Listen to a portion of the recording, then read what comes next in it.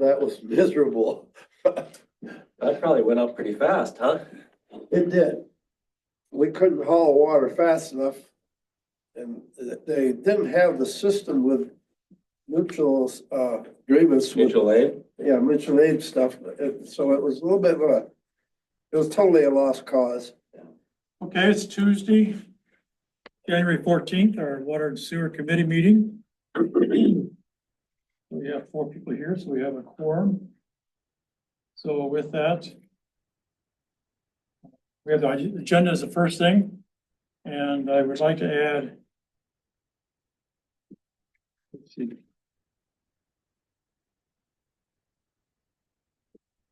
Under talking about the next meeting in February the 11th, I'd like to propose considering that moving it, if it's available for everybody to join on Monday night, February the 10th.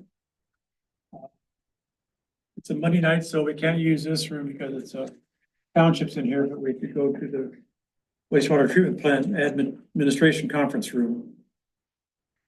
I'm out on vacation from the 9th to the 17th. 9th to the 17th, okay. So, Well, let's talk about that when we get to that. yeah. It's in there to talk about, but we'll just make sure it's, I don't think we need anything in the agenda, but we'll talk about it when we get to that point.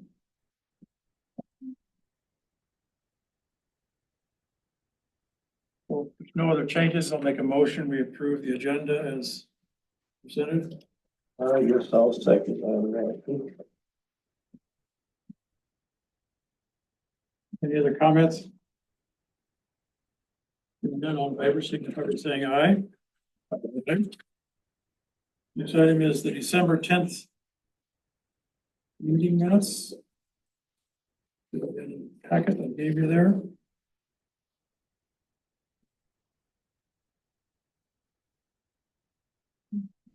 I'll make a motion to approve the December minutes.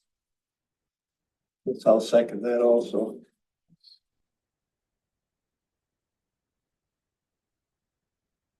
Comments, all in favor, signify by saying aye. Aye. Opposed, approved. So Joe, with our contract wastewater treatment plant, any updates there? No pay request. In terms of the switch gear, we continue to wait. Last I had heard, as of last week, we were told that, we're waiting on one of 2 panels for the switch gear, and the second panel, apparently they were waiting for a transfer switch, and that transfer switch apparently came in, so supposedly they'll be able to finish manufacture and deliver it hopefully in late January, early February. Of course, they won't tell you that for sure, and we are planning to wait until March anyway, until it warms up to install it. So hopefully it comes in late January or February. Inside of the building, isn't it? Or some of it outside. I think some of it's outside. Well, might be inside, or one is, I don't remember. I think it is all inside in the pre-treatment room. In terms of contractor activities, we did have a fair amount of HVAC punch list items get addressed. Valor was out on Monday, yesterday, along with WHV to do the HVAC controls, and the combination of both of those contractors got essentially most of the punch list work done. I think there's still one fan that they determined was burnt out and needs to be replaced in one of the units, and they did order that. But I think all of the other items kind of got addressed. I don't know. Kane's not here. But Jeff was out on site and they got quite a lot done. So that's good. So I think pretty much pretty much everything got addressed aside from one item, and that'll get addressed, so. Which building was that in, or is it in the, just curious? I got a whole email here if you want to see it, in terms of the item that the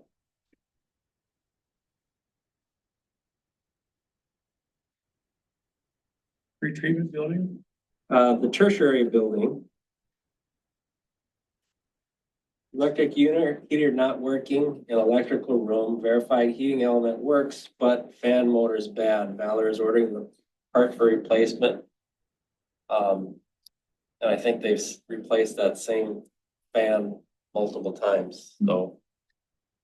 Not sure really what's going Is it on with that. capacity issue or is it quality? Oh, no. Don't know, it's awfully suspicious. They seem to check everything and seem to say it checks out, but put a new fan and then it burns out again. So, Okay. so that's really the update. On the operations side of things, we did have MPCA's annual inspection today, and in combination with that, the operator has been having some issues, that the MPCA wanted to talk about. And so if you kind of look back in their operations history, they had some issues in October and November where they didn't meet the phosphorus limit. You can see that on the graphs that they provide. And then most recently, so that issue really had to do with the tubing that carries alum from the tanks inside the tertiary building to the SBR, and one of the fittings cracked and broke, and the alum was feeding back through the conduit and not getting to the wastewater. And it took apparently well over a month to figure that out. But when they did figure it out, it corrected the phosphorus issue. And so I think they fixed that in mid-October, or I'm sorry, mid-November, and by the end of the month, they were back on target. And then they were well under limit in the January DMR. So PCA was happy about that. Obviously not happy that we had 2 continuous months where we didn't meet the limit, but apparently that's why. And then Took that long to find it. it took a long time to find it, which is concerning, yes. Or that they don't have very good troubleshooting techniques or something. Yeah, I wonder a little bit about that. I think, I'm not sure how Documentation, I should say. hands-on they are. I'm not there, so it's just conjecture on my part. The other issue is really meeting the nitrogen limit. If you look at their little, you guys have a copy of this? Yeah. You can see the nitrogen limit is 10, and they've been kind of up and down on whether they've been able to meet that or not. In December, they did not meet it. And in fact, they were up in the 20s. And the operators, you know, I kind of included his comments about the nitrogen there. You can kind of see they met it in August, didn't meet it in September, they met it they're close to meeting it in October, they did meet it in November, and then in December, they were at about 25. And so, you know, the concern that they have is the cold water temperatures impact that treatment process. And we didn't find out that they were having issues until January 2nd when we got contacted. We did get Xylem involved along with our wastewater engineers, and we had some discussion today, but I think that there needs to be sounds to me like there needs to be some changes in how they're operating in cold weather conditions. That will hopefully address the issue. So what you're saying, it is true, cold weather does affect. Yeah, from what I understand, yeah, it slows down the process and you've got to account for that. And I think it will be challenging when it's cold out to address that, but it can be done.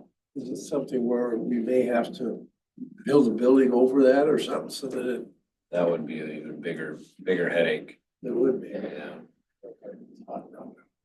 That'd be kind of an extreme solution. I'm hoping it's, from what I'm being told, it's an operational issue. We need to operate the facility differently. And so that's what we need to work on. The concern is that, when they're having problems, they've got to reach out and say, we're having problems and not just try to fix it themselves, I think, is one of the things that I tried to reinforce in the meeting today is, if Stantec can help, you gotta let us know. If Xylem can help, you gotta let us know. When Xylem got involved in the June, made a huge difference. Yeah, that was 3 months after startup, they came back, I believe, and Right, did some more in-depth training. right. And that made a difference. And so I think as you go from fall to winter, things change and that process change and there's a bit of a learning curve there too. And to talk to people with the experience on how to address it within their system makes a lot of More of sense. an asylum procedure that we need to be I think so. aware of it versus our operators not knowing how to do it, or is it? Well, Yeah, it's a combination of you need more bacteria in the tanks and your different stages of treatment take different amounts of time because the bacteria are working slower. Slower. And so, you don't really have a summer winter switch. You kind of need to continuously adjust those because it's really related to the ground temperature. And as the ground temperature keeps getting colder and colder, the wastewater keeps getting colder and colder until March. Yeah. And then things start kind of coming back up and then you start backing off on things. You can shorten timers. Yeah, I want to say the water temperature was like 41 today. That's really cold. It's pretty cold, yeah.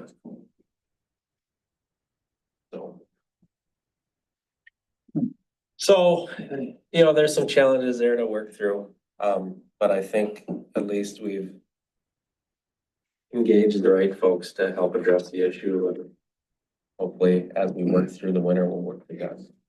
So I don't see, is total nitrogen even on this table? I see ammonia nitrogen, but not total. I find that table very difficult to read personally. Yeah, I do too. I don't know that. I had a question about the $4,000 extra dollars. The chemical budget, why it was over $4,000 more.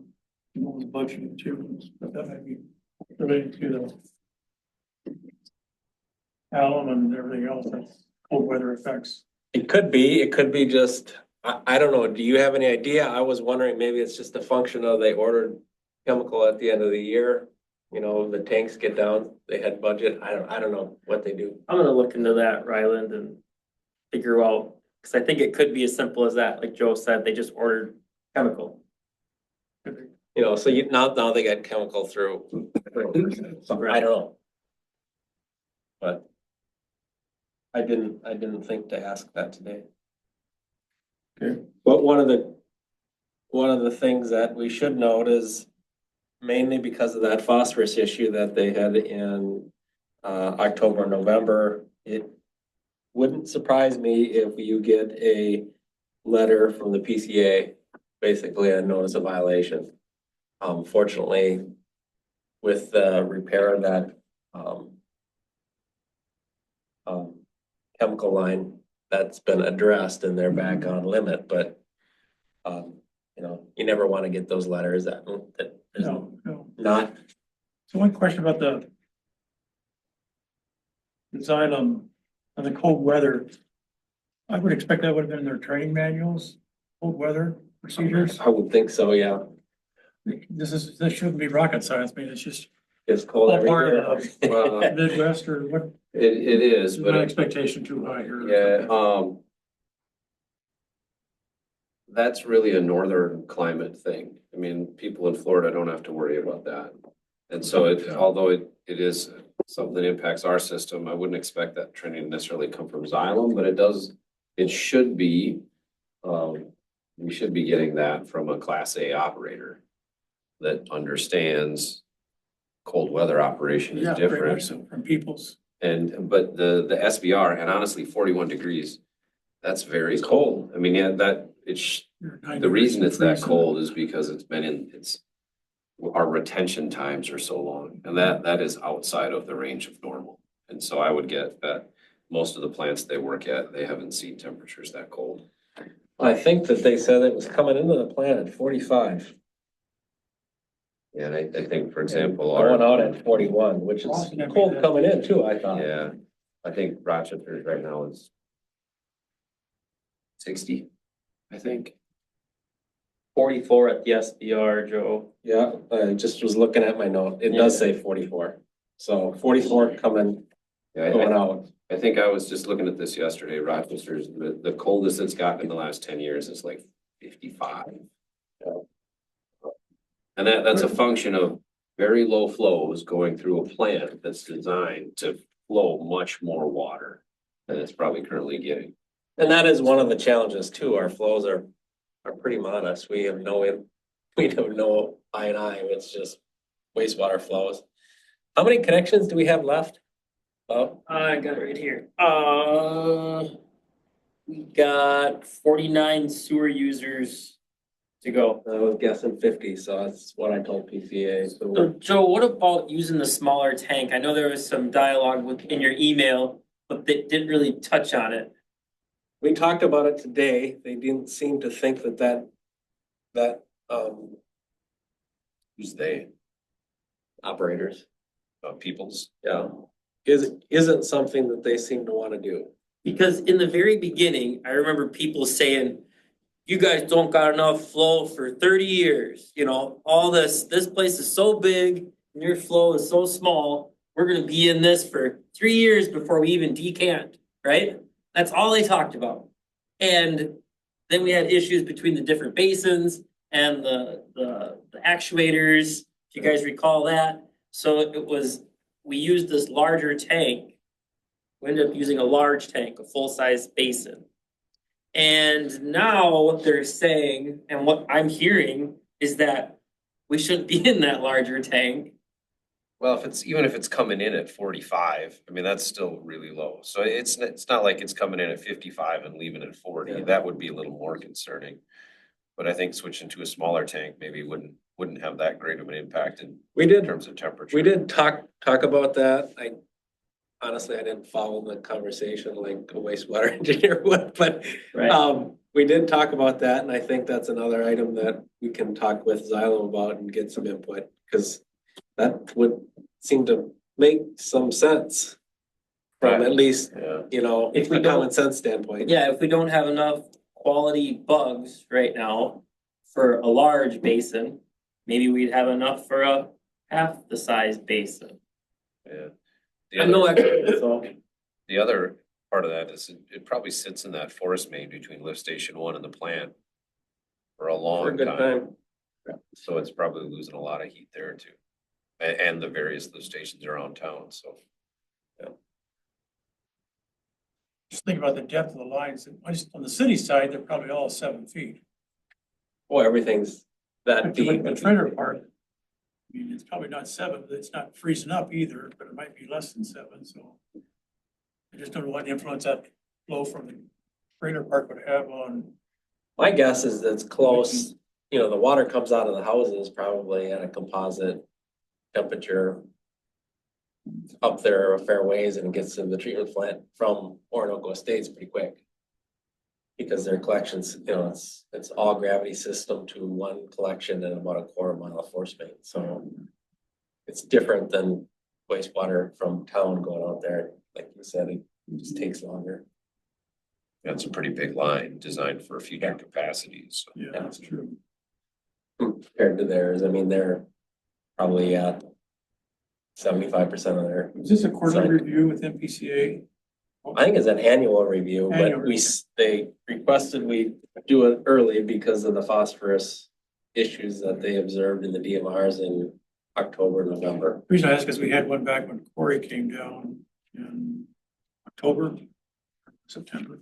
That was just kind of a check off initial Right. Oh, in March. Oh, yeah, before startup. before startup. Yeah. Well, this is the annual. Yeah. Okay. Well, and you know, I think the discussion was mainly what's going on with the phosphorus. Yeah. And fortunately, you know, there was a rational answer for that, and the issue had been correct. That was the impetus for the meeting. So Joe, when you indicate tonight that we may get notice of violation, what happens after that? What does that look like for the city, for the permit, for people's? I guess could you walk us through what that may look like, or are there fines? Are there? I don't think there's any fines, you know, unless it continues to happen over and over again. Dylan, do you have maybe more experience? And I don't have a lot of experience in that, honestly. My general impression, you know, PCA's their first priority is to try to get folks back into compliance and work with cities to try to make that happen. As long as, from what I've heard, and I don't have any personal experience, but as long as folks are making an effort to get back into compliance, enforcement actions are more of a carrot than a stick. You don't make the effort, or you know, you're just completely screwing up, then you get the stick. That's my assumption.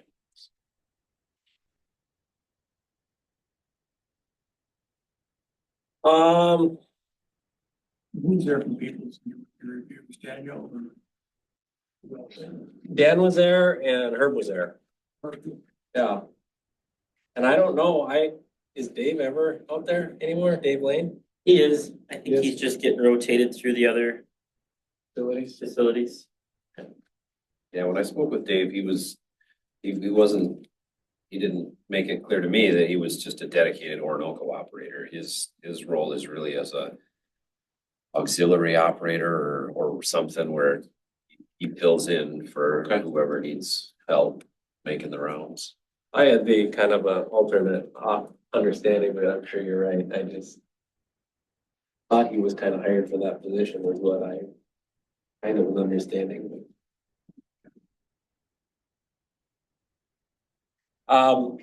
We did get a DMR from, not a DMR, but their little report. I don't know if anybody had any takeaways from that. We talked about that a little bit. Rolls are up a little bit more in November, which good. So we were under all limits for the month of November. That's what their memo says, bullet number 1.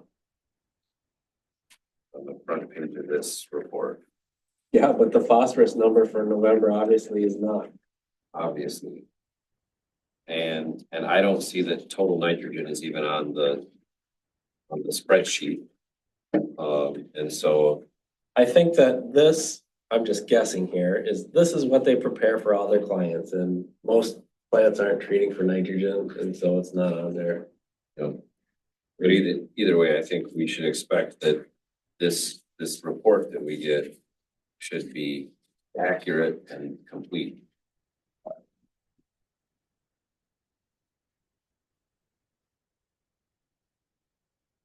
I think in this bullet, we're just talking about the nitrogen though.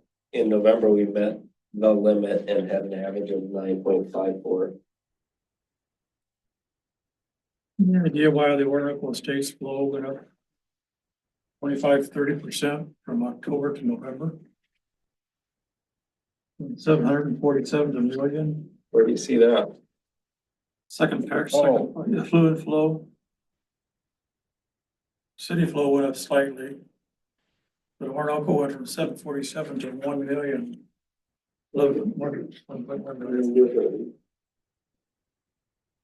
at that time. That's a pretty significant increase. I don't know. I think so.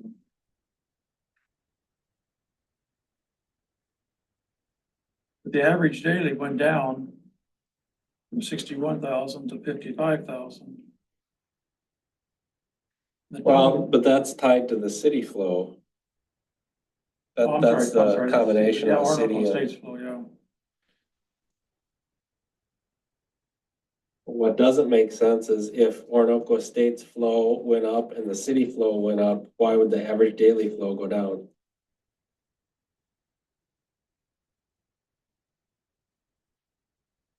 Yeah.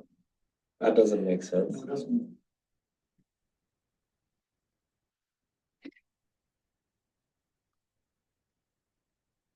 Total monthly went up. Makes you wonder if they are misreporting something there or.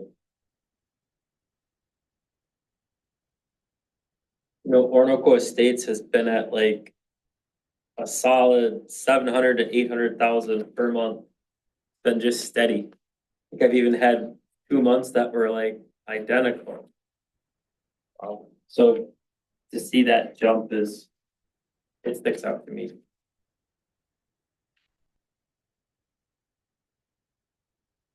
We should ask them to verify that or. 1 inch to 2 inches. Yeah, we should. I can follow up with Dan and verify those numbers. And then also ask for the nitrogen on here, not nitrogen ammonia. Would that be Yeah. beneficial? Well, I think total nitrogen is what's in our permit, right? Yep. And so it'd be nice to see that number on the report. Okay. Burns was on the chart, so.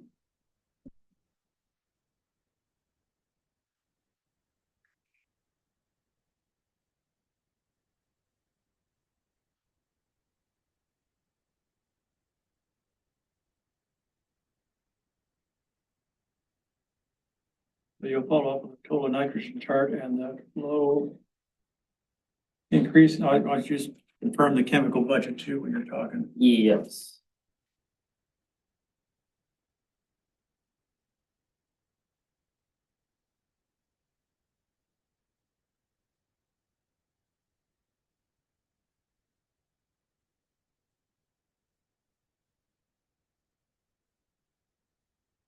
Okay, anything else on the report?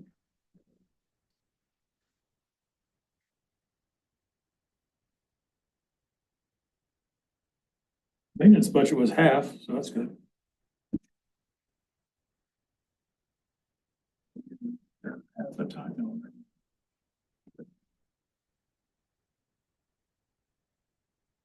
Any other comments?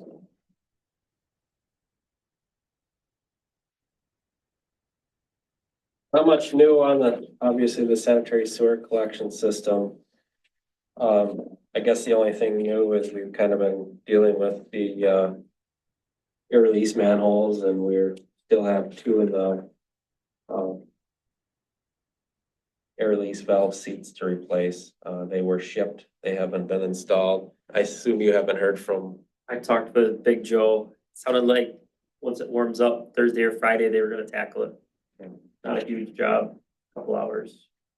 Did he happen to mention anything about those trimming of those oak trees over on First Place? We spoke on Saturday, so I don't think that email came about Okay. until yesterday, so I can bring it up. If you see them and think of it, I emailed Luke, Luke, but I don't know, honestly, I don't even know if he's working right now I think so. for January. I think they are. He hasn't responded. Luke and I, we talked last week. So, yeah, he's still working. Oh, you mentioned Jeff, was that Jeff Barton? That was here Yeah. today? Okay, good. Yeah, Jeff was out yesterday. Okay. All right. Gets us the sewer and water rates.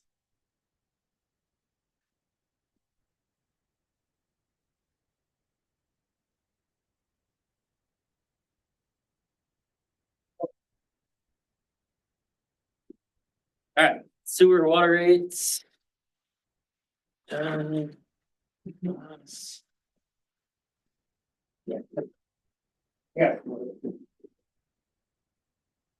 Let's see the top page that he's handing out. That's last year's year-to-date for what, where we're at with the budget for the sewer and water. Oh, there's a copy games. No, and Riley, there's a copy there too. And for some reason in the math, it shows a positive number when there are two negative numbers. Because that's how math works, two negatives make a positive. But for the grand total net effect, so that's obviously the expenditures are more than the revenues in both. That's the difference between the expenditures versus the revenues not for each account.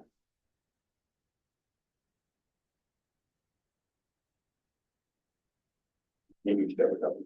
Yep, I got the copy here.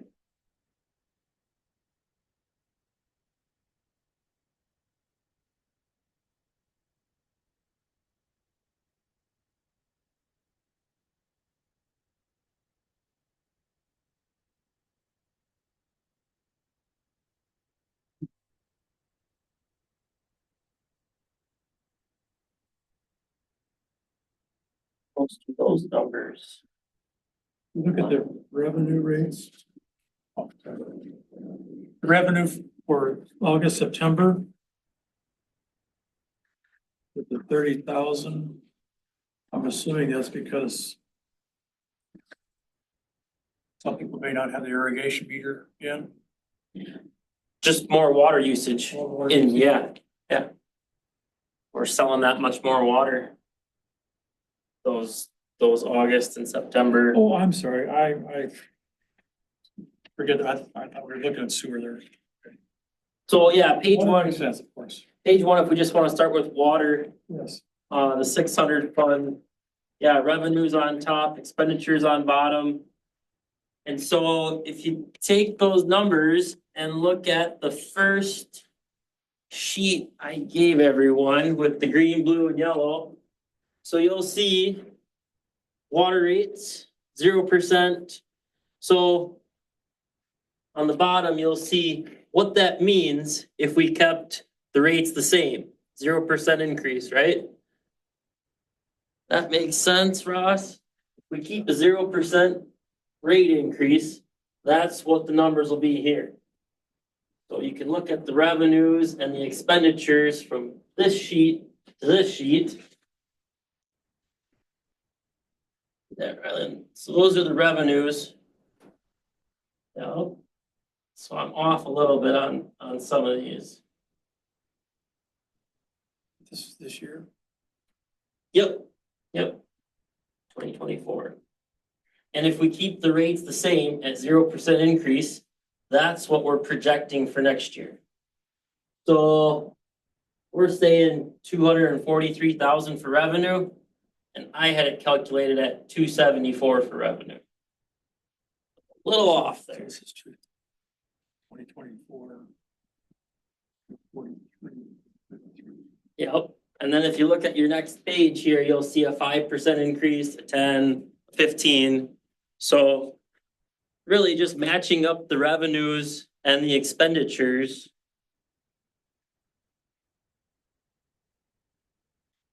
That's kind of where we're at. Jason, you got any comments?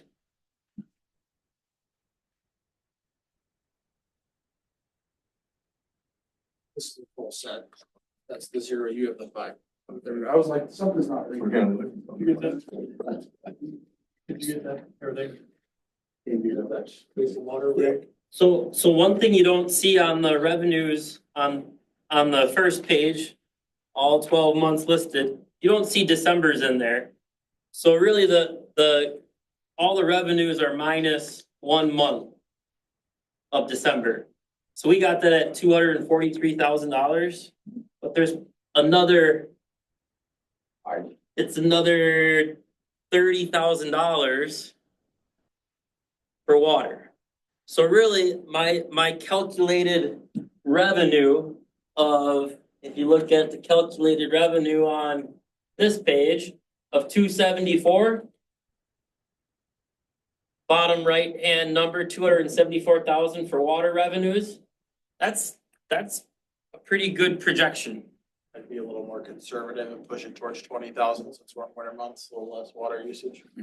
So, yeah, so we did all in this month of December, we did 60,000. I'm just splitting the two Okay. for the 30,000, but yeah. So that makes it pretty common was 2025, yeah, with no increase, okay. So yeah, as you can see, the projected revenue for next year with a 0% increase is 274,000. So if you go to the next page that has 5%, there's a 5, 10, and 15. There's a 20 too. So right here, here's the 5, Jim. Alright.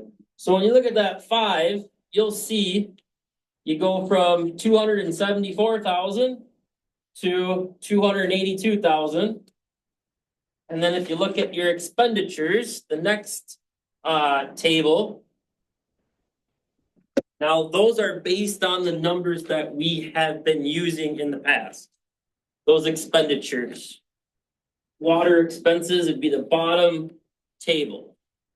Yep, those are expenditures. So on the left side there, utilities 24,000, maintenance 30. Those numbers of what we've been using in the utility fund. So I didn't touch those, I just kept those the same. So you didn't do any inflation figures? I didn't increase anything, I just wanted to show revenues versus expenses.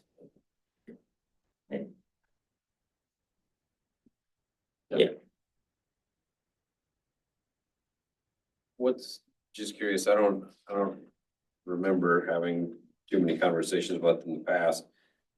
Is this operating shortfall a new thing this year, or has this been a pattern over the last several years? I would imagine it's been a shortfall for years. And that's one thing that we were gonna be working diligently on is tracking this better. Is tracking this water utility. Cause we don't need to treat this like the 100 fund, like the general fund. We need to treat this like Enterprise fund. an enterprise fund, right? In the past, we've been doing 3.5% increases on the water side. Just kind of help us closer to the balanced budgets. That's why if you look at all of our audit reports, the last 2 or 3 years, you've always been a deficit. PFA wants us to be zero all the time, just to make sure we're covering our payments. So I guess when you look at those different options, the 5, 10, 15, 20%, right? You'll see the higher you increase that amount, the lower or the smaller the difference between your expenses and revenues, right? And so just to Ryland's point, we want to try to maintain that break even, or, you know, I don't even know if that's the right term there, break even, but balance, right? We're not gouging our customers, but we're also planning for the future and for emergencies and breakdowns and water meter change outs in 2029 and all sorts of that good stuff. There's a lot that, like you mentioned, with the water meter change outs and other things where this fund should eventually start to become self-sufficient, where we're taking less in the taxes side of things every year to help cover the cost of these. This enterprise fund is, well, a water sewer, they should, ultimately their goal is to become self-sufficient, you know, making money to save, to be able to provide, to cover costs, so it doesn't fall back on the city's general fund later down the road. Does that make sense? And in the case of the water, I think you show down in the water revenue box at the bottom, there's a line item of transfers in. And that's, to date, we've never taken anything out of the general capital fund and put into the revenue water fund. Correct. Sewer's a little bit different, but for the water, we're just relying on user rates, Correct. usage rates, I'm sorry. Kana, you indicate on here there's 32 connections left. Yes, 32 to go for the water, 49 for the sewer. So is the projection of, adding 90% of the 32 included in the It's projection? not, Joe. I didn't want to throw that in there just because I know that some of those 32 to go are gonna be the holdouts. Sure. They're not gonna connect unless they'll never connect. But the reality is they should be charged even if they don't Yep, collect. yep. So Absolutely. So could account for at least a fraction of them, you know, pretty high, healthy fraction. I suppose you could, out of the 32, you could say 20 to 25 more. So that would take your 466 users to 486, 490. You know, so that would play into this as well. We have 484 users now. Water? 466 66, okay. or 66. Got 30 irrigation meters. We're 25 short, all right. Water? Water connections are how many? 32 to go. 32, okay. And then plus there's vacant lots that could be built onto. You know, there's some of those that I didn't factor in here. That's about 6% is all in terms of that total. So I assume your total revenue would go up somewhere in that. 10%. Yeah. Do we know where our total water rates sit in relation to surrounding communities, if we're low or high or middle of the road? I would say we're comparable. I really do think so. Pine Island, Wanamingo, Plainview, they all do their rates a little different. Some throw in garbage, some throw in storm sewer and street sweeping, and it's all kind of combined into this big utility bill. Where ours is a little bit more basic. You know, we're paying the sewer per 1,000 gallons. The more water you use, the higher your rate is. The more you use, the more you pay. But all driven by conservation of water. You know, a lot of our rates are driven to hopefully reduce the amount of water you use. It's a newer system, It is a newer system. Yep. 13 years, no, 15 years now. Yep, 2009 was the first project, and that project will be paid off in 2029. But at that 2029 mark, you know, we've got to replace 389 water meters. You know, so there's a cost there. So does the utility want to have enough money built up to pay for that? Do we want to charge a percentage of that back to the consumer? How do we want to fund some of those purchases, right? Expanding capacity. Absolutely. The more users we get, you know, if we had 100 more users, we'd all kind of, you know, pay less in a sense. That assumes that all these other costs are fixed, which Correct. is a false assumption. Correct. More users, more chemicals, more electricity. And it More offsets the fact staff, that you don't more equipment. project the additional connections, the inflation factor, that 6% probably. And offsets the two kind of offset from that perspective. So are we gonna basically looking at these numbers, 25% rate increase in order to get to break even or balance the? That's what I see, Dylan. You don't see a 25% increase. You see the 20 there, and that the difference is, you know, 3,000. But, you know, I think the one thing the city can improve on is the tracking of these expenses and revenues better. In the past, I think there's room for improvement. I'll put it that way. And you'll see in there's not an assigned fund number to a lot of these. They've got the handout Kane had for you there. It starts with a 6 and then there's a bunch of X's. It's never been set up, so it's something that needs to be figured out as to what accounts do we need to create to actually put some of these stuff in to start tracking it a little bit better. Right now, it's just going into the fund and being charged from the fund for these expenditures without having to designate as to, okay, what line item should it come out of? This would line up with our new accounting system, I take it too. Yeah, we'll be able to, we can do that now if we figure out, you know, what we want to have for line items and all that other stuff. Let's just say utilities are 10,000 a month or 5,000 a month, right? We need to plug those projected numbers in in a budget for 2025, right? And then now every month utilities come out and we can track that. Okay, it was high, it was low, it was in the middle, right? We've never done that. We just say, this is the price for utilities, and We never know until the audit comes out 6 months after the year ended. like I say, I think there's room for improvement just on the city side to better track some of these things. Oh, absolutely. Do we know what the rate of inflation was or is projected to be for 2024? Is it 3-4%, somewhere there? 3.5 to 4%. It's kind of very dependent on where you're at. I think the federal government's at 3.5. I know from what I've been looking at, the things that I buy, my job, seems like the last 5 years, everything's gone up 40%, probably in the last 5 years. Oh, absolutely, hands down. And historically, Ryland helped me out here, but we've always stayed around that 3 to 4% increase per year. And, you know, the discussion that we have when we're talking about the base raises are,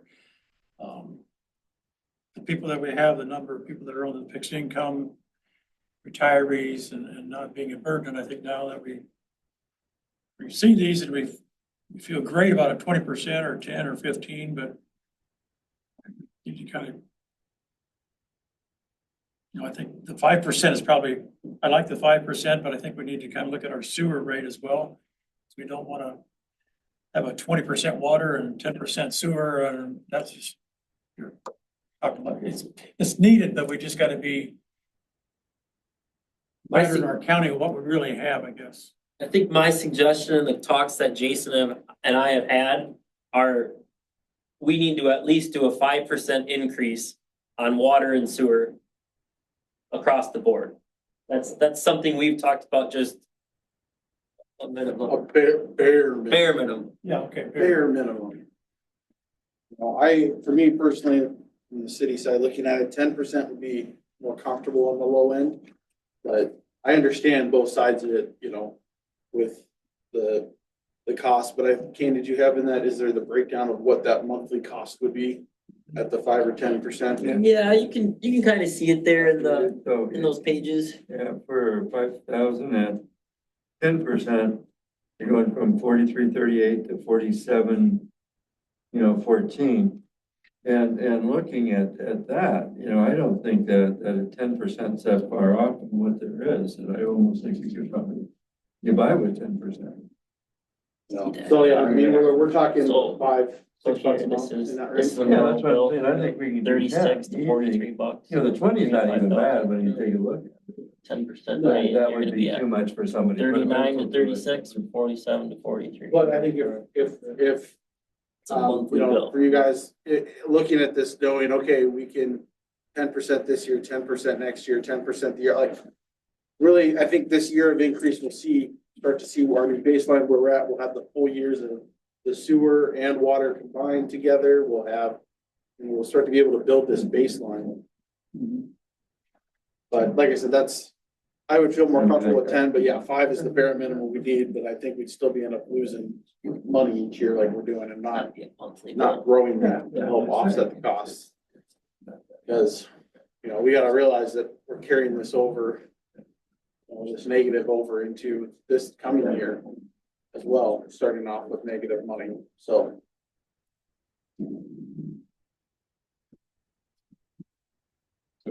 Kane, on this spreadsheet. Yeah. You got the bottom total water bill base plus usage. How are these different?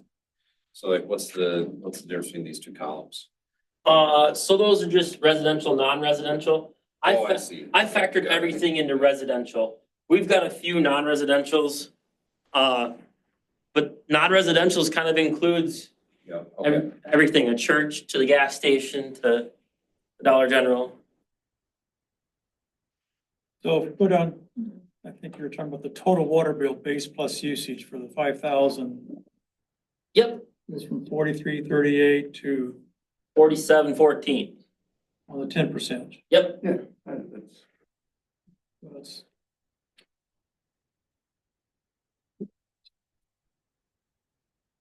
$4 a month, 48 a year. Calculator out here. 5% goes from 43.38 to 45.26. This is for 5,000 gallons. And Yeah, and it just depends how much you're using, but you know, typically in between that 3 to 5,000, that's a typical, it's pretty much 9 months out of the year, probably. yeah. 8, 9 months, 7.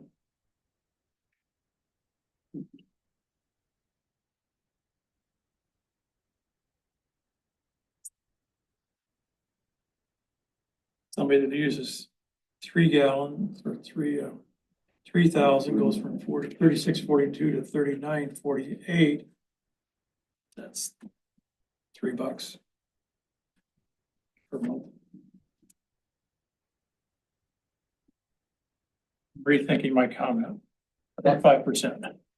It's not that much, the 10% increase just on the 5,000 gallons. I'd say that's half of it, but, $45 a year for the 10% increase for water, so that's, That's a $20,000 net loss, which isn't very much. well, when you look at that first sheet that has the 0 in the green box, that's pretty much this year's number, right? Yeah. So if you look at that, we're only taking in 274,000. Our expenses are staying the same at 312. So it's showing a loss, a negative of 38,000. So if we go to that 10% increase, we're cutting that in half. About. Yes. And like Jason said, if we did 10% the following year, maybe with some additional connections, a little bit of growth, now all of a sudden, we could be, within 2 years, we could be at that break even. We'll definitely know where the shortfalls are, or the added expenses that we haven't been documenting clearly. Yep. Like you're tracking. So that number's a loss. Yeah. Yeah. The one in parentheses is a loss, yep, a negative. Okay. Expenses minus revenue. Okay. Let's look at the sewer before we. Yeah. So sewer. Sewer is exactly the same. Jason, you got those sheets? Okay. You got mine? No, I've got this one here. Ryland, do you have those sheets I shared with you over the weekend? I do. Let's take, let's take those out. We can make some copies. Kind of marked up, but that's okay. Yeah. All right. Real quick. Zero. We're gonna go across. I'm gonna turn it off, so. 0. 13. 15. So we have a 20. We did not know. I figured 10 would be the hard sell. So, sewer. We're charging $5.30 per 1,000 gallons of sewer. Plus the ERU base rate of $21.22. I believe it is 21.22. Now, when the project started, we said $20 per ERU and $5 per 1,000 gallons. That sounds right, Joe, I think. And so now here we are, 2025, and we've done slight increases. So now we're at that 21.22 per ERU and $5.30 per 1,000 gallons. So what Jason's gonna bring out, he's gonna bring out something just like the water. You're gonna see a 0% increase, 5%, and a 10%. So essentially, 21.22 times 1.1, $23.34 for your ERU. I'll just stop talking until he gets here. I don't need to throw numbers around.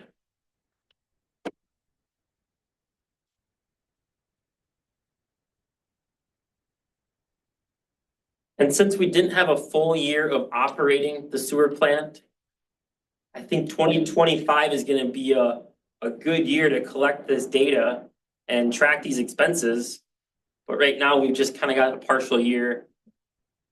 Don't really know what the chemicals are gonna be, don't really just things we don't know yet.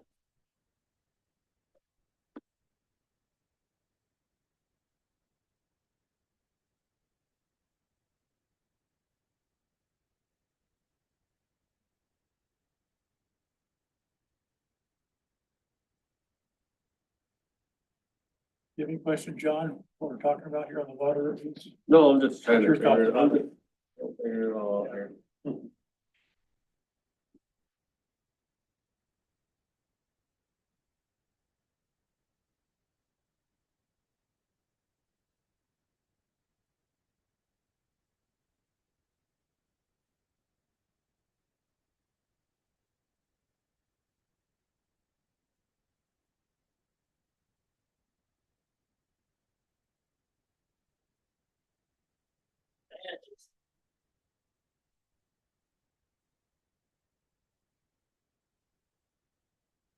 Ryland, here's your copy. Okay. Dylan, there's a copy for you. Joel. Us, first page is 0% increase, so that's pretty much what we did in 2024. Two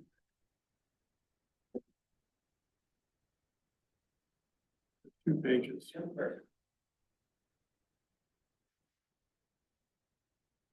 The first two pages, it's really the one sheet that Ann handed out earlier with water, it's just that. When I printed these off for my viewing, I. Shrunk them down a little bit.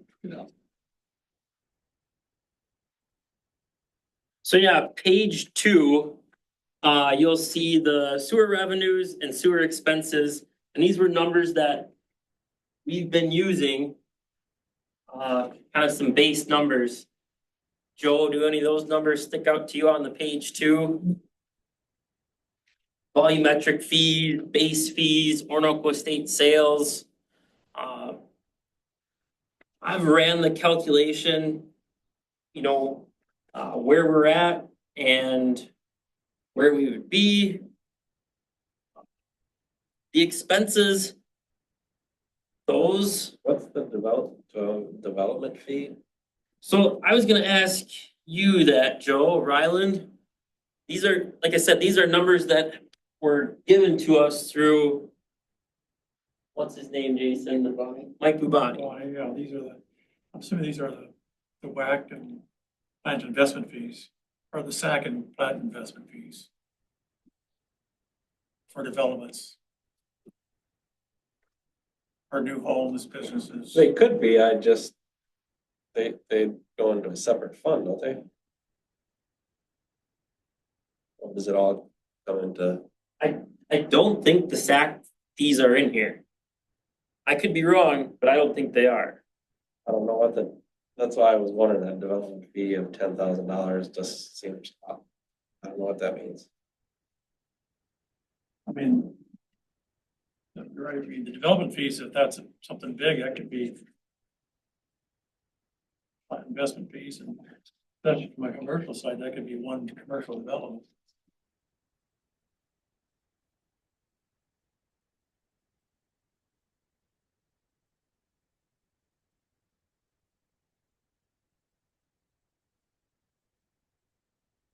Chemicals, equipment, engineering, maintenance, some of those numbers on the bottom under expenses. Those could be very well high, but then again, we don't quite know, so I want to have a placeholder there.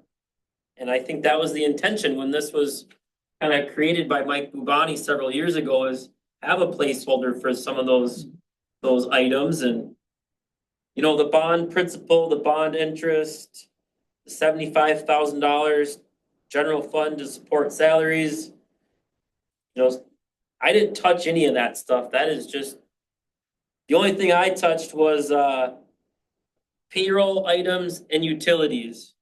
So I just plugged in the numbers that we had, people services contract, the utilities. I shot a little high on the utilities, but I would rather be on the safe side.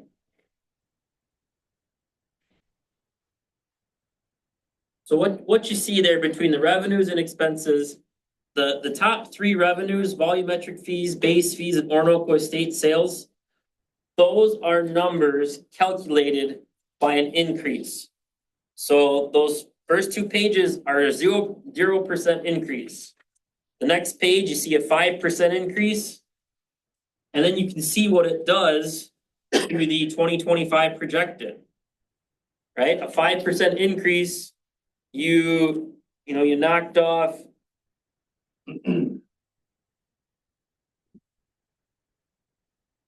$17,000, right? A 10% increase, you knocked it in half. I mean, once again, when you see that bottom number, net effect, in parentheses, that's a shortfall. And So your expenses, you probably saw I wrote in there, for the transfers in, if we did 100,000 again, instead of the 76, we'd pick up 25,000. And at the same time, our expenses, year to year, that bond principal is gonna drop year by year too. correct, and that's not factored in here. Right. But it's gonna be small, but it will be. Yep. Why would the bond principal drop year to year? Wouldn't it drop?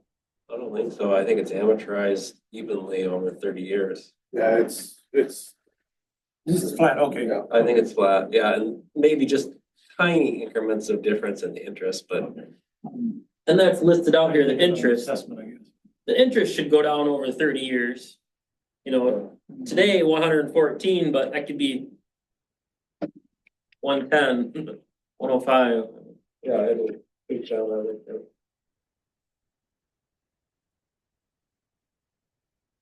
You know, in Mike Bavani's cash value, cash flow analysis, he had put in 100,000 for like 4 or 5 years to supplement that until Holmes took over additional homes, so.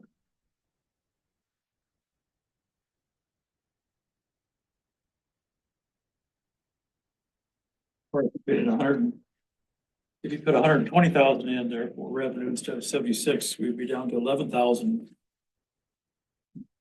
Deficit, which is So just so I understand kind of what the goal is here, at the end of this, are we looking to potentially make a support or make a recommendation to council for a percentage increase? Okay. I think, I'm not a numbers guy. So I stare at these a long time and not really get any further than I am right now, but, based on what things have kind of gone on and what I've seen in the last 5 years, I could certainly support a 10% rate increase. I think more than 1 year of that, though, I'd really want to see some of this data that we're hoping to collect. Otherwise, it feels a little irresponsible to just keep throwing 10% without justification. So I think, the fact that we don't have that information and we've seen what we've seen over the last couple of years, 10% doesn't feel great, but it seems like a good place to start. So if I go back to let's look at the 10% page. Yep. The total sewer bill on that first page of the 10%, 5,000 gallons would go from 47.72 to 52.49, Correct. or 477. Per month or 57 per year. Right, so.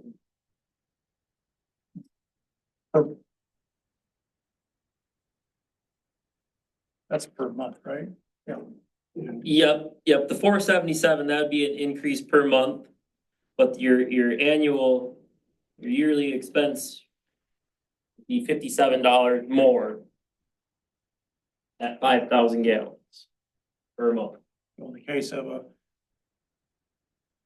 a homeowner, a 10% increase, both water and sewer would be almost between $8 and $9 at 5,000 or $7 to $9,000 depending. $7 to $9, I guess, increase per month.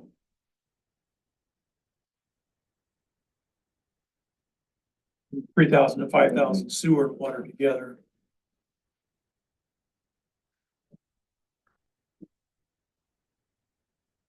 $5 a year. We've never talked these big numbers.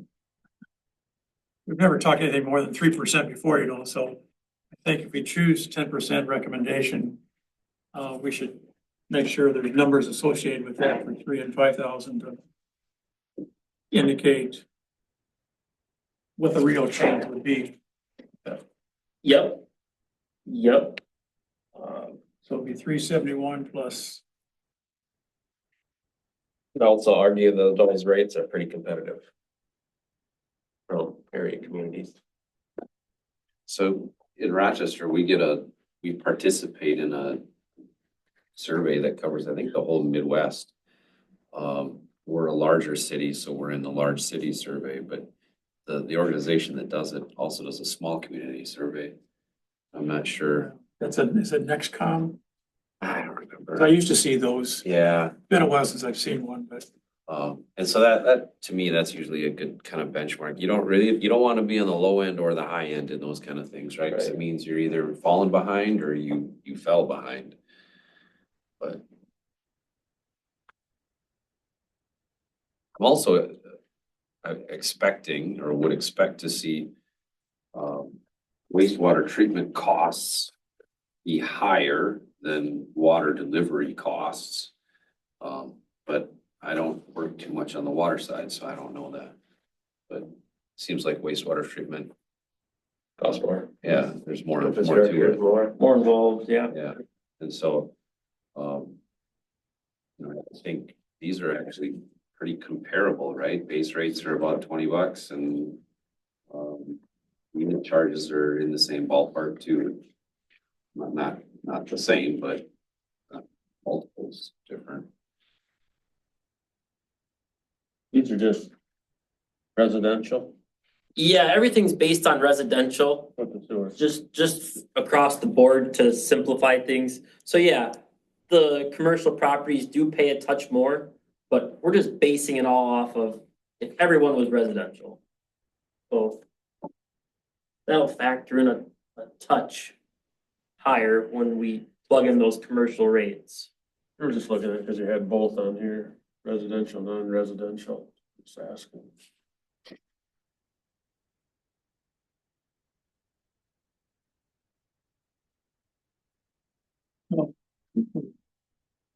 looking at this right, correct me if I'm wrong, looks like the water and the sewer, both of them go up $3.06.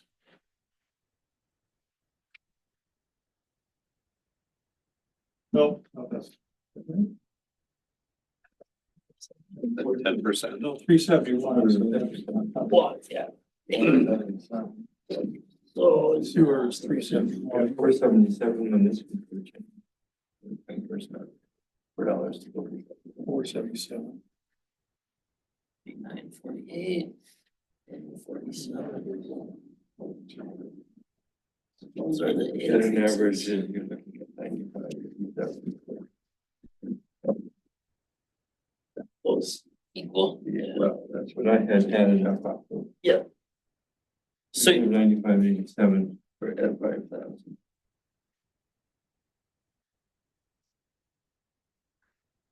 No, I did a different one. so Are you doing? Yep, five or- yeah, I'm doing, so a 5% increase on water and sewer, is $84 a year increase. 8402. If we did a 10% across the board, water and sewer, 7 x plus 7, 14 equals 104. That's all right, Jim? Is that what you got? I had done it on 10 sewer. I would expect it to be 160 ballpark, 5% versus 10%. 5% increase is $80 a year, a 10% would be $160.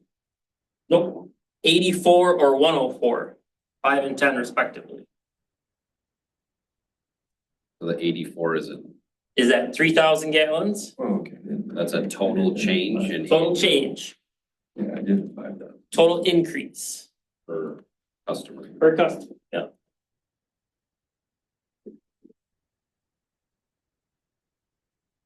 So yeah, if we did a 5% water and sewer increase, it's $84 more. 10%, $104 more.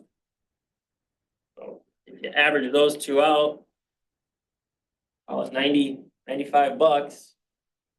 96 bucks, I mean, $8 per month per user. And at the 10, what's the 37, that's the loss, Yep. and what's the 18 in parentheses? That might just be some of Ryland's notes up here if we changed out any of those numbers.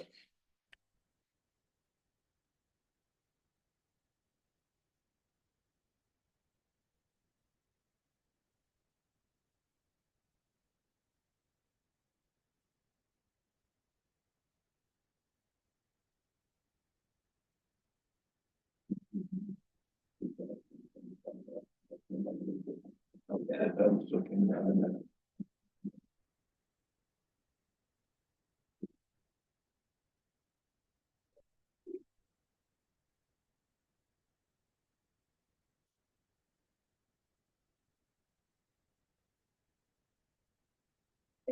Yeah, those two numbers. 3 to 5,000.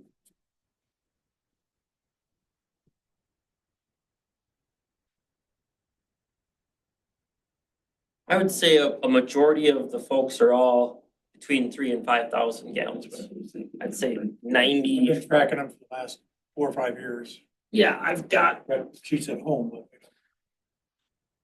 but here the latest reads.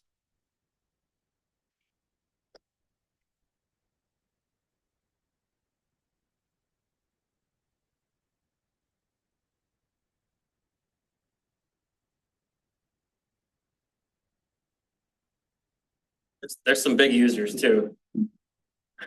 Even December? Absolutely, I mean, couple people, 20,000. Ice. Water. Ice, making ice Yeah, in ice. the backyard. how thick is your ice?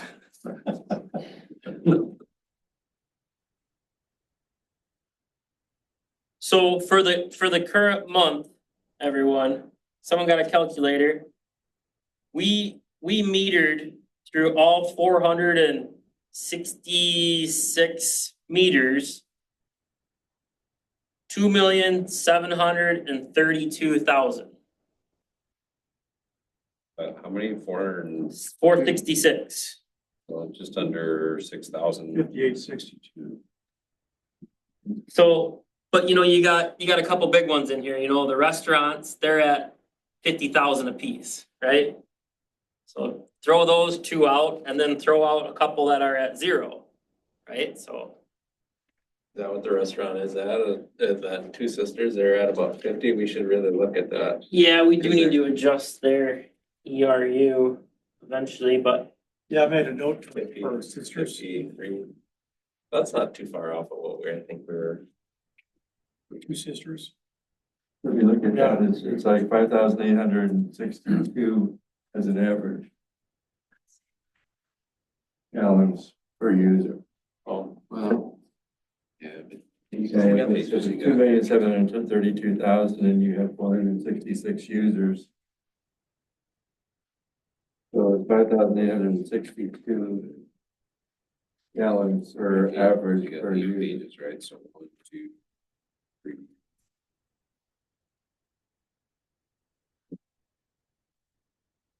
That's, I mean, I'm usually at 5,000 and I'm going, how do you get to 3? It's like, It's higher.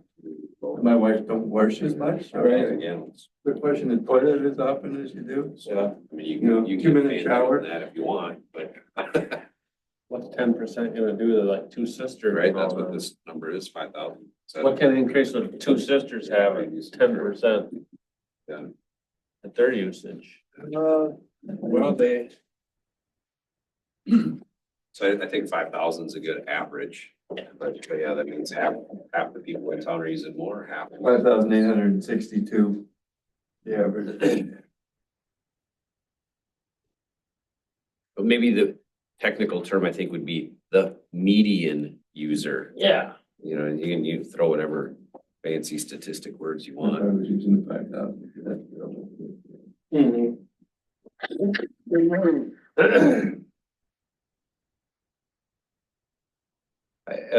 You know, regarding water conservation, I think, you might see more folks installing second meters, especially, right? Cause that'll cut your water bill in half or your sewer bill. Or more for those folks that are still only using a single meter and have an irrigation system, so.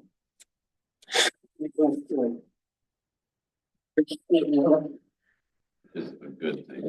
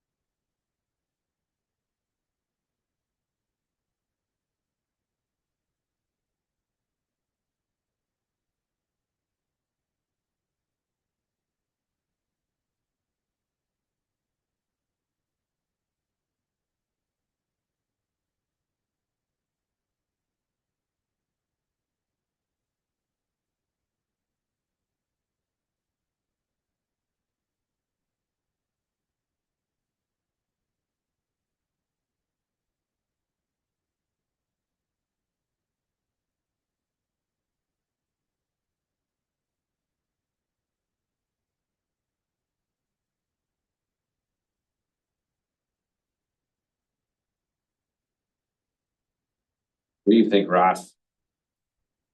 I'll get paid to think. I don't get paid.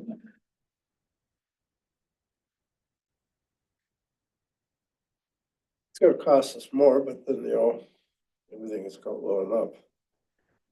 I think too, this year, 2025, this will be a good year. This will be an eye-opening experience for the city, right? The more we can track our utility expenses. You know, right now, the general fund is paying for repair and maintenance vehicles, gas in the trucks. A lot of that stuff isn't getting divided or assigned to the utilities, right? One could say that 20 to 30 to 40, 50% of our public works time would be utilities. So those utilities should pay half of the car insurance, half of the wear and tear, the gas, the oil, you name it. Even our salaries and wages, the more we can track the true cost of operating this utility, both utilities, I think we're just being clear, transparent with our customers and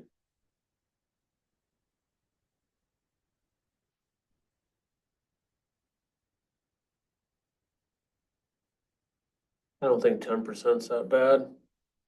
A resident like myself, I don't think it's nothing, but I agree, I don't think we should throw 10% in 2026, 27, another 10%. I think Just keep jacking it up, You can take a look and see where it is after yeah. the next year. Yeah. I think 10% is realistic, really, honestly. You ready for me to make a motion, Ryland, or are you still Yeah, figuring? no, I think I'm just. The $3 to $4 per month, I think is a pretty average figure from 3,000 to 5,000, so if you want to make, I think the 10%. And the only concern I have is when we have a public hearing on this, we'll have to, or when we talk about it, we have to make sure we talk about it in the dollar, a combination of dollars and percents correct. and what you're doing with accounting too, so. Yeah, go ahead. So I make a motion, we recommend to council a 10% rate increase on both the water and sewer rates for 2025. I'll second it. John? Okay, thank you.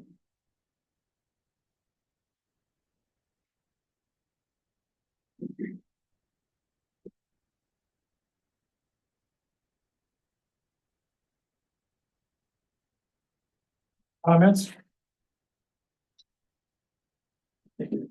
Appreciate Kane putting all these figures together. Good job. Right. On what we need to do going forward, and we got the vehicle and the wherewithal to do it, so I think it'd be good, and I think it's just a matter of part of our conversation to council is that we haven't been meeting our really obligations to have a balanced budget.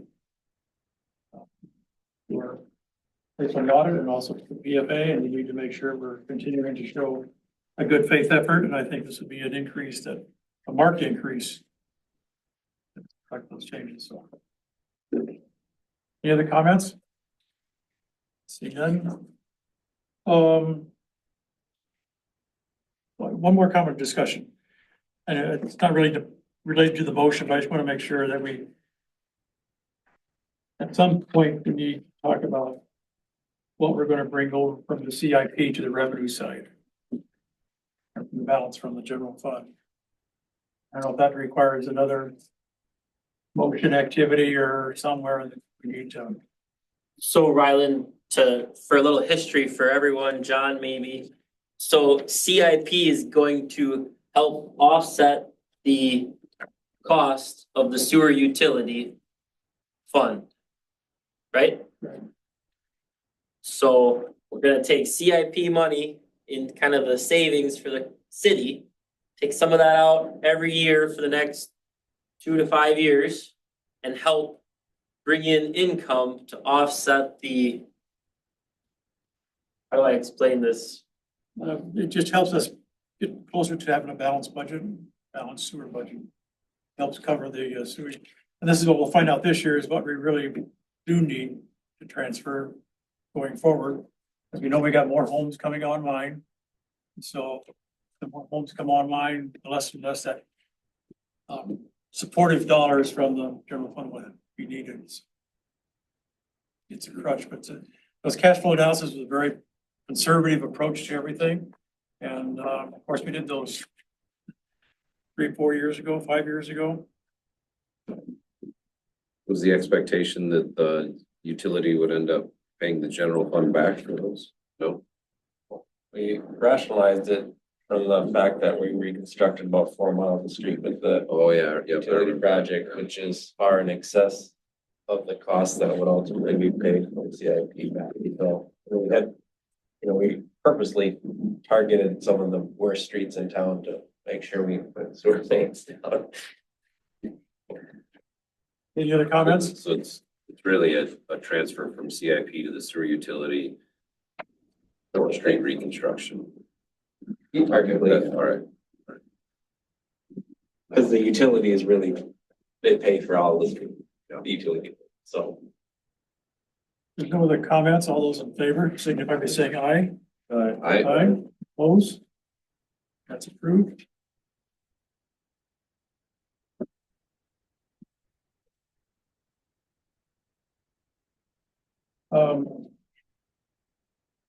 Next item on the agenda was penalty to failure to secure a sewer water connection permits. We talked about staff developing a process, and is there an update on that or just in process? We're in process. But it has been hopefully discussed sometime in the near future.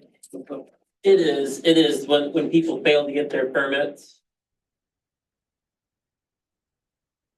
It's been quiet as far as the permits for water and sewer Yeah. go for the last month here, so we've got time, but it is on our radar. Next item, Kane, I believe you have an update from In Control. Yes. I do. Came in today, I guess. Dylan, you recall the meeting we had with Kurt and Graham? Yep. So Dylan had a few additional questions. And we had a phone call conversation with In Control, Dylan and I, well, mostly Dylan. He's an expert in this field. We're very lucky to have him. So. Thanks the same. Don't get any ideas. No, this is Dylan's world, you guys, and I think it was good to have him, very good to have him on this. So to get everyone up to speed, this is for cybersecurity requirement of the Minnesota Department of Health and our current controls integrator In Control. This is what they've put together for us. There's kind of two proposals. Well one firewall installation for remote access. And another proposal for cybersecurity service plan for our water system. That's what brought all this about, is the cybersecurity requirement from the Minnesota Department of Health for the water system. This is just the water system.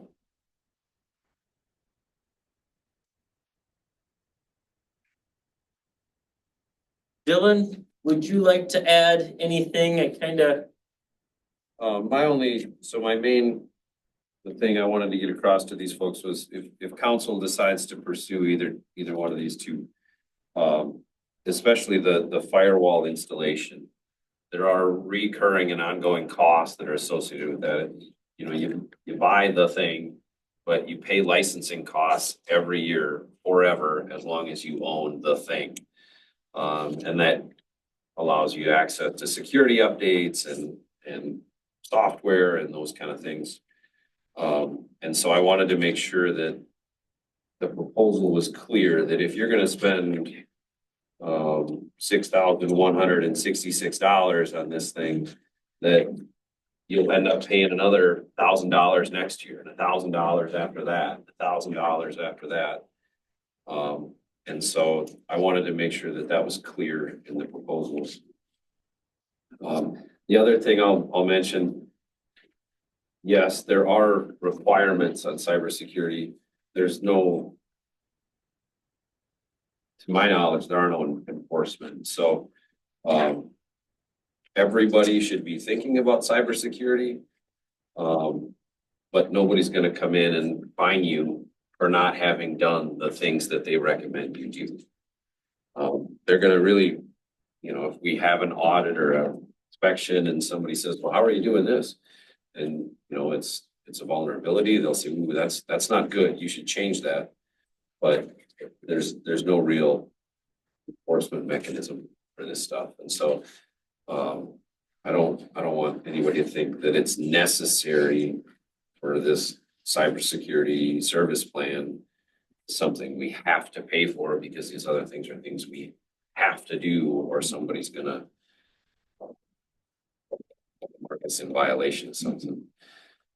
That said, I've just this last couple of weeks, foreign governments are actively working on stuff that targets infrastructure, utilities.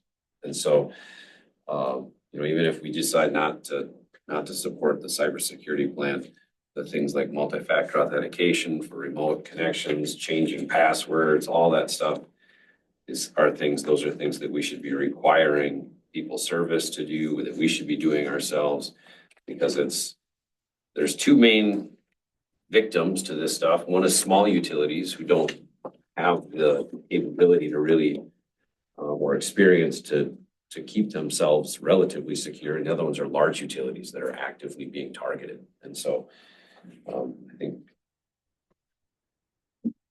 something we should be aware of regardless of who's spending your money. So on page 4 of this cybersecurity, you got $1,808 annualized cost. They have a breakdown of 4 payments over the year, quarterly payments. That includes the annual security software costs. Oh, it includes it. That's part of the $4,800. Okay. And I don't see that line item out, isn't it? Right below the table.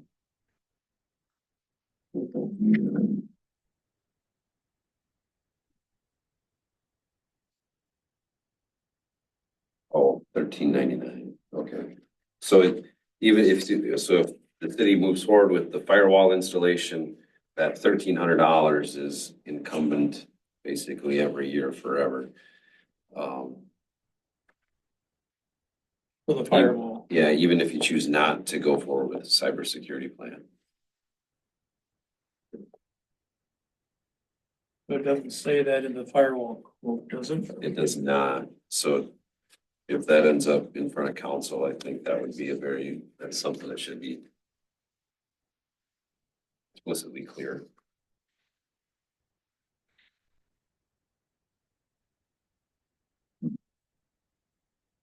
Seems like it'd be nice to have that in the proposal. Yeah, I was kind of hoping it would be, but their business model, they want people to subscribe to this service plan through them that includes those other services. With the cybersecurity. Yeah, and so that's why they package it up in there. If you choose not to go with that, they will still handle the renewals and everything like that. They just, their preference is for folks to subscribe to that service plan.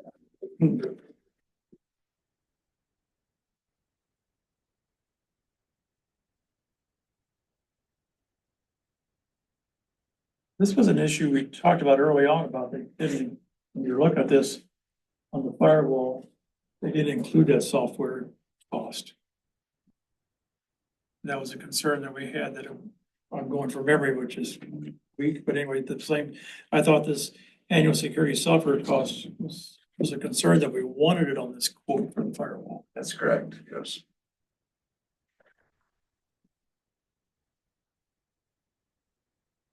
And the only reason I say that is if it's from an auditor standpoint, if we're paying this $6,100, but yet there's another $1,300 bill, we say, where's the invoice for that? That won't, the $1,300 will be year 2.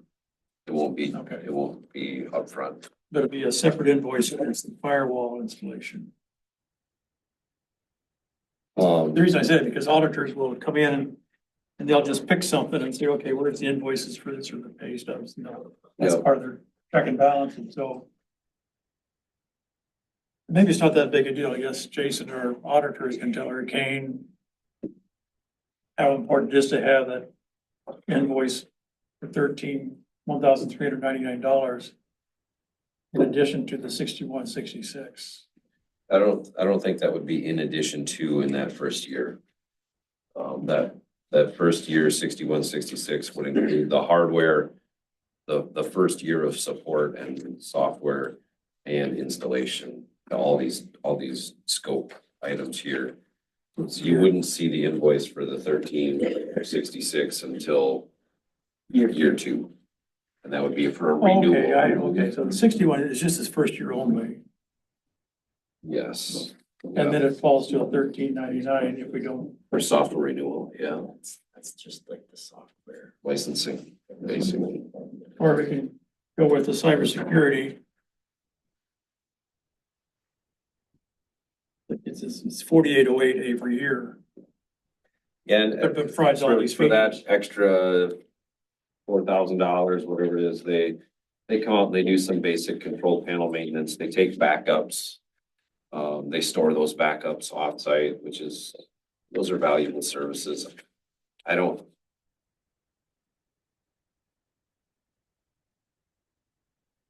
So is cybersecurity is really.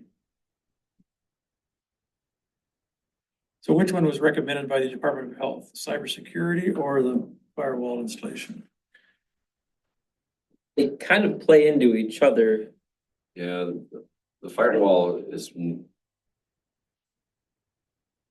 our system remotely accessible right now? No. So in order to add the ability to access it remotely, you need the firewall. Be able to do that securely. We currently Line don't, defense. yeah, we don't have that remote access right now. So if we did, we could benefit from their service from the standpoint, they don't have to be on site. They could. Got it. So we're going from like the 20th century to the 21st century.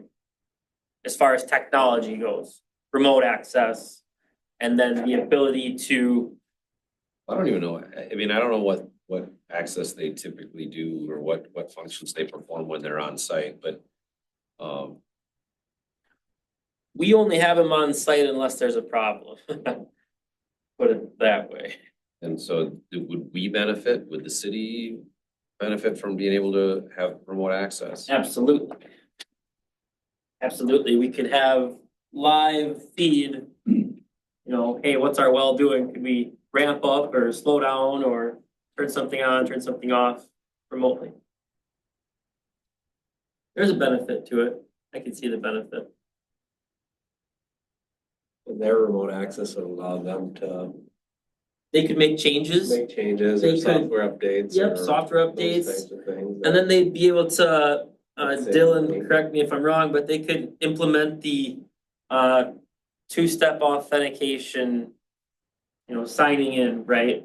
Right now, if somebody got into our well house, they could turn the well on, they could turn it off, they could, right? It's not password encrypted, it's not, That probably would not, I mean, if someone has physical access to the system, then really there's the two-factor authentication is not gonna stop that.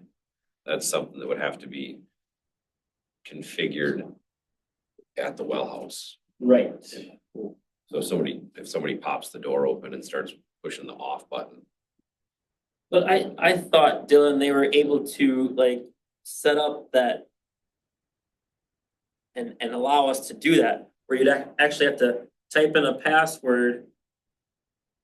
that should be a feature of this thing already. It's And it not might not be because it's not networked, correct. but it should be if it's going to be networked. And so that's kind of what's driving the cybersecurity, one part of it, right? Security. You have a fence around your water tower. Not everyone can climb your water tower, right? There's padlocks and gates and there's security. Cybersecurity is just exactly that. On the control side of things, right? The physical access part, I mean, if somebody's gonna mess up your well house, if they can't do it by pushing the off button on the screen, they'll figure out a way. I mean, if they're physically in it, they'll break something. Turn off breakers, Yeah. yes. So that's a little bit a different animal, but it's really the remote access part that's the firewall and the multi-factor authentication would be. Dylan, what's your gut feeling on this? Um, You're the expert. I gotta lean on you. I want you to, if it's not networked, it's not a security risk. If it is networked, it becomes a security risk that you have to manage. I can see that. Yeah. So it kind of comes down to what's the network. So it's better than that. Yes, yeah, it's all about how much capability do you gain from that ability to remote access? And if it's marginal, I wouldn't do it. You got your safety right now with what's in Yeah, So we could kick the can. It's not necessarily kicking the can, it's you've already got a setup. There- that's there pretty are- nice right now, so but they the can't get most secure systems in the It's world not are happening. not networked. Yeah, there you go. So it could be a better thing, that, It- you know. It is a big barrier to usability and functionality, but it's secure. It's very secure. So,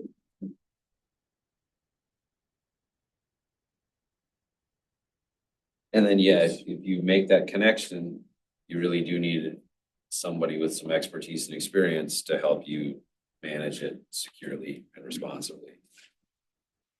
And that's what they would be offering. So, cause right now, Dylan, like, and not to pick on Rochester's utilities, but there's obviously people on staff that manage this. So at the wastewater plant, it's me and one other guy. And that's, you know, unless you're a security expert, you can't really keep up with it. The city of Rochester IT department has struggled to keep security, their security manager position filled. I think the electric and water utility, I think they're a little more fortunate. They've got, they have stricter guidelines because they're on the electric utility side, and they do have more enforcement and regulatory boundaries, but And that could be coming down the pike, right? I mean, more oversight from Department of Health or more rules, more things that utilities need to have and right now, bare bones, we need Dylan, would you say the cybersecurity or would you say neither? I would say unless we would benefit directly and significantly from remote access, that we don't need it. Now, the wastewater plant, I think, has remote access, right? I think Xylem and other folks can connect to it. There is remote access for that, yes. Yeah, so I would say that then that's a situation that needs more attention, either to properly secure that if it's not, or disconnect it. Gotcha. I guess my thoughts are, I agree with your comments about we as a small city have the two wells and we see them every day. And whereas the cybersecurity, they have a 5-year warranty on it. I didn't see any warranty on the in controls unless you know cyber or the remote, the firewall. Is there any warranty on that? I didn't see it. It's like any electronic, industrial stuff, we usually have, you know, a year, but So the cybersecurity service plan, the 5-year warranty will do annual reviews. Review your system, see what you need. I just see dollar signs and dollar signs and dollar signs. And So everyone, I've put together this information because the Department of Health has required the public works, the public water supply to do so. So I have done my job. I have done the assessment within control. And now this is what comes from the assessment. This is what they're recommending. And this is our controls contractor. So we're not gonna be shopping for controls contractors like shoes, right? no, Or I'm not saying that. I know we're not saying that, but we are tied to the hip with these folks. So, like I said, I've prepared everything. Dylan's been great help and it's all in front of you. So if it's it's council's recommendation not to, that's fine. Is this the type of decision that, you know, if we start out with the firewall, 5 years from now, we go to this, is that possible? I mean, this is gonna change every year probably. I imagine in 2 years' time, you're not gonna have an option. It's gonna be, here it is, take it or leave it, or So this expense would fall into our expense, water and sewer split up between the two, or just water, I guess. just water. So that'd be like a subcontracted services. But I think what Dylan is saying is that when you look at it, how the health is looking at it, they're saying that every city is hooked up and they've got this, so you need to have the security that there is to go along with it, with the firewall to go along. Not having it that way is an exception to a small city. And that has the security, the security is there right now, because nobody can get in to hack the system because we don't have a system. You know, so we're actually safer right now not having that. But overall, they would say most larger cities are all connected, which would make sense. So I think we're not just safer large now. cities, there's a lot of small cities that put their stuff on the internet so that guys, you know, because they got short staff, they're spread thin. A guy can be across town or at home or on vacation and, you know, make a chemical adjustment. Well, you know, that's great, but you know, if you don't have the right security measures in place, then anybody can make that chemical adjustment. Well, no system is pretty safe. I agree with what you're saying right now. The way we have it is safer than in hooked up.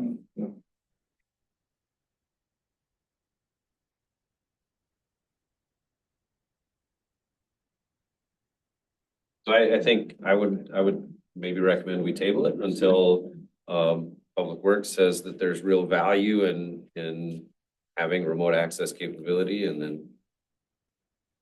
And then I that was thinking about value that when I exceeds first the saw it, costs because you just saw it proposed. today. So I don't think it's an urgent thing. No. That's, I think if the Department of Health wasn't mandating this, I think I'd have this remote access on all my devices, right? There was no need for this cybersecurity, right? We'd have remote access, right? If it's a one-time kind of deal for remote access, I'll stop. A good conversation. Let's table it to next month. Give the time everybody to think about it and come back and we'll talk about it in February, March, February. So, Thanks, Dylan. thank you. You're welcome. Very interesting. Cedar Woodlands. Hopefully being updated. Oh, the lift station. More to come there, Ryland. Working on some complete lift station panel, generator, switch gear. More to come. Okay, next item was our initial discussion with phase 1B sewer water improvements. Joe did some follow-up with PFA about using funds that we have left towards initial design feasibility studies, whatever, and we got a no, but we challenged him a little bit, and I sent a note back, and I haven't heard back from. Yeah, I talked to Corey today. He Oh, said it's okay. probably gonna be a no again, but, I think it's worth a try. We'll see what happens. To have a Zoom meeting or No, to get some input, and I asked him some other respond to the questions. letter? Yeah, Okay, okay. yeah, so, we'll see if anybody else in the food chain wants to comment on that. I think, there's a fair amount of change at PCA and PFA in terms of people retiring. I think Bill Dunn's retiring and Jeff Freeman's retiring and a number of people are changing there, but I'm not sure that'll necessarily impact the result. But I asked some other questions about how they'd maybe look at scoring the project and if our existing PPL score we could use that, or if we had to go through a scoring process again. He's gonna look into it. When you did your assessment search back in 2013, assessment survey of the 2013 for the number of The community assessment, yeah. communities, did you look at those No. sewer systems all? We just looked at the downtown 111 or 13 parcels, something like that. And literally down here. Down.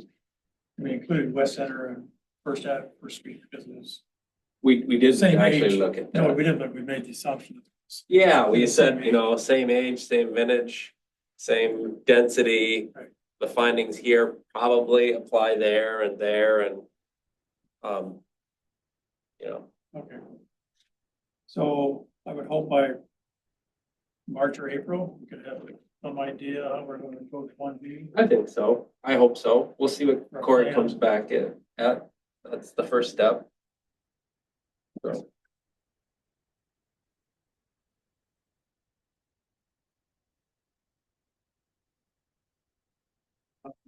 I'm glad we asked.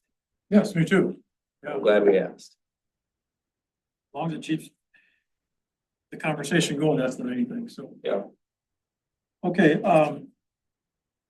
next item was, the bylaws. Well, we looked at the length of services. And I know we want to.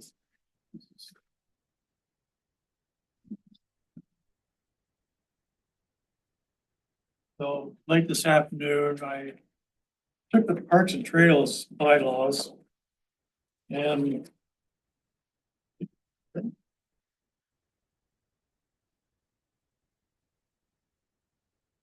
put together a draft. I emphasize draft and big capital letters. Purpose, I kind of mentioned use the Parks and Trails bylaws and just. We Paper. identify purpose, members, officers, iPads for meetings. save a ton of money. kind of the major topics. There could be some other bylaws, but it's meant to be simple, but something we have not done in the past. And Jason is requesting this for all of the committees. Water, Sewer, Parks, P and Z. P and Z has some of the bylaws. It's up for discussion, review, come back in February, but I'm trying to identify purposes at a very high level. 7 members. 3-year term, 1 additional term. Find the officers, I think we just need a president, vice president. Vice chair, I said, yeah, vice president would be the secretary. Chair would be responsible for agendas.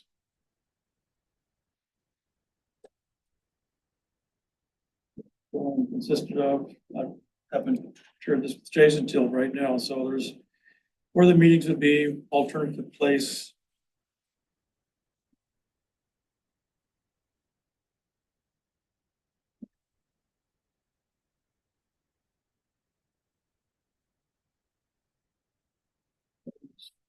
We'll probably have another version next February, but just kind of give that a thought as a starting point. And maybe by February or March, we can have something in place, so. Open for suggestions, share them with me by email, bring them back to the February meeting. You can, I guess if you could share with me before, a week before the February meeting, if we could incorporate those into a summary of comments and we can there. The other thing I would just, like our current situation, we've got 2 open positions. And 1, 2, 3 of us who've been on the committee longer than 6 years. And so, you wouldn't, now I'm not trying to, have some kind of empire, but you'd hate to remove all 3 of us and not have a committee Well, because our terms are up. Not only that, but the knowledge and the stuff that you've been losing by that, I think that I don't like the idea of only 1 additional 3-year term. I mean, that's 6 years. If you stayed here for 20 years, would be a blessing well, because of your knowledge. knowledge is a concern. Getting citizens involved is a wish too as well. But that's just. If you find somebody that wants my position, I'll step down. But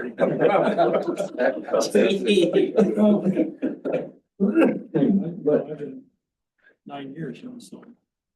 Yeah, if we, obviously, if all the positions were full and we had people waiting to, I think that would be a responsible thing to do.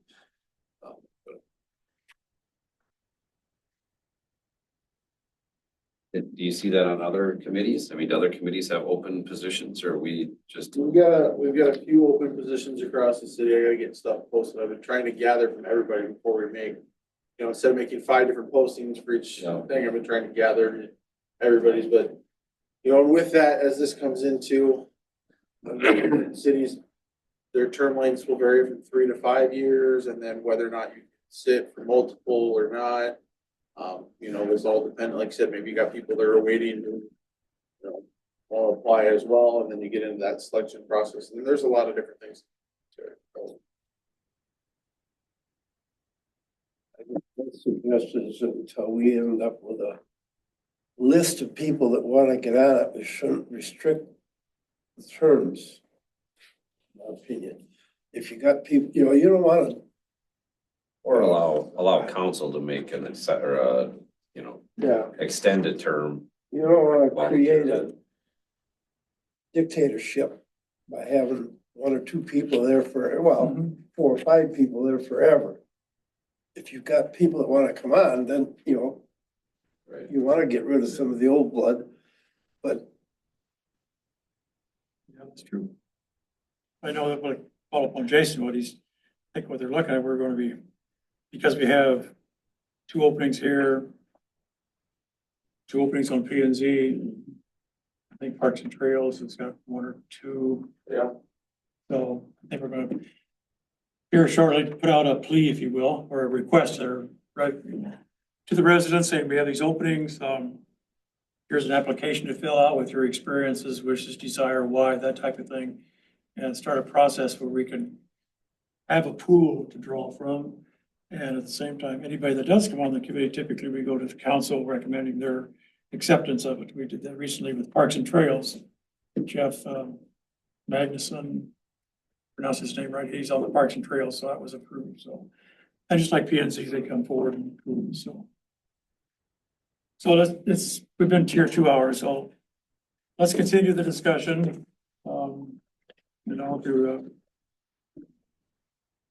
think what I may want to do is just to start having a blank of 7 spaces and just start assigning people to stagger those 7-year people who 3 years or 6 years, that type of thing, and just kind of. that's the last thing you want, is everybody be terminated at the same date. Right, we need staggered, and I think that's what they do in P and Z too, so. I would recommend, if, I can't remember how EDA has theirs written, but I see a lot of committees, when you have them in, it's, in the bylaws, it says these 2 seats are up on even years, these 2 seats are up on odd years. That way you're not like putting an exact year, but it's, okay, if it's 2026, we know we're gonna have 2 seats up. And then, in 5 years, 31, like, there's that kind of that rotation. And we can kind of look at that more. I can find some examples. Brain's a little fried, but I was aware of the EDA between 4 and 5:30 when I was doing this. I didn't take the time to look at the EDA, but that's a good example of how. yeah, Rebecca put together some really good stuff there. I can't remember that was part of it, but I know I've seen it in other committees and other cities I've been part of. Just for fees, they put it by odd and even years. Seat 1 is up on the even year, seat 2 is an even, seat 3 is an odd, however. So look at the February meeting. That's on February 11th. And Joe, you're gone from the 9th to be back on the 17th. That's a Monday. I think we're through the 17th, but I can't remember. I have the 9th through the 17th written down as being gone. So the reason for my wife is having knee surgery on the 11th, so. Around for that, so. I suggested the 10th, but you're going to be gone. I'd like to have you here. Move it back a week. Well, just looking at the 6th.